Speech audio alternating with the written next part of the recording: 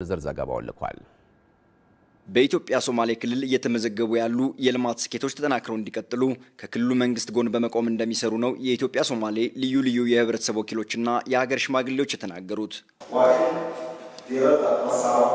ያለንን ሰፊ እርሻ መሬትና ውሃ በመጠቀም በግብርናው ዘርፍ በደንብ ማልማት እንፈልጋለን። በአንድ ቦታ ተረጋግተን በመስፈርም ወደ ከፊል አርብቶ አደርነትና አርሶ አደርነት በመለወጥ የማህበራዊ አገልግሎቶች ተጠቃሚ መሆን አለብን።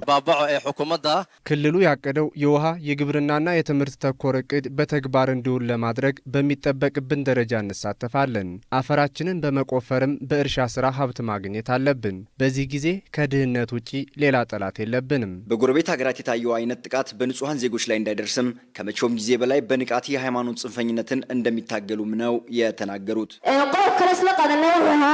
ጽንፈኝነትና ሽብርተኝነት የህዝቡ ጸሮች ናቸው። በጎረቤት ሀገር ሶማሊያ ሰሞኑን በፍንዳታ ንጹሃን ዜጎች ሲገደሉ አይተናል። ይህን በፍጹም በእኛ አካባቢ ልናየው አንፈልግም። ከመንግስታችን ጎን በመቆም እንደዚህ አይነት ሰላምን የሚጠሉ ኃይሎች ሰለባዎች እንዳንሆን ጠንክረን እንታገላለን።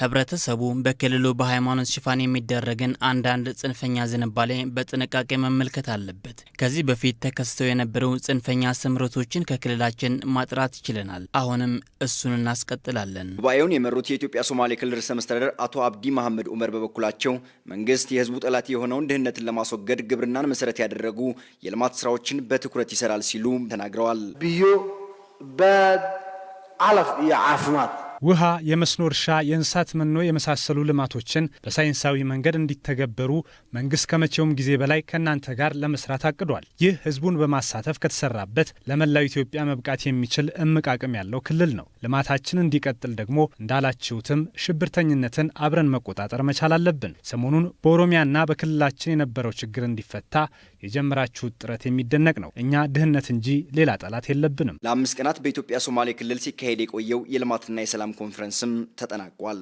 አባይነህ ጥላሁን ጅግጅጋ። በኢትዮጵያ በጤናው ዘርፍ በተሰሩ ተከታታይ ስራዎች የዓለም ጤና ድርጅትን መስፈርት ማሟላት የቻሉትን የሕክምና ተቋማት ከ11 በመቶ ወደ 40 በመቶ ማሳደግ መቻሉን በጤና ጥበቃ ሚኒስቴርና በህብረተሰብ ጤና ኢንስቲትዩት የተዘጋጀ ጥናት ጠቆመ። ጥናቱ በጤናው ዘርፍ በቀጣይ በሚሰሩ ስራዎች መሰረት በማድረግም እንደሚቀጥል ነው ጤና ጥበቃ ሚኒስቴር ያስታወቀው። ተመስገን ሽፈራው። በኢትዮጵያ በጤና ተቋማት ዘርፍ ከተሰሩ ስራዎች መካከል በጤና ተቋማት ተደራሽነት፣ በህክምና ባለሙያዎች ስርጭት እንዲሁም በቅድመ በሽታ መከላከል ስራ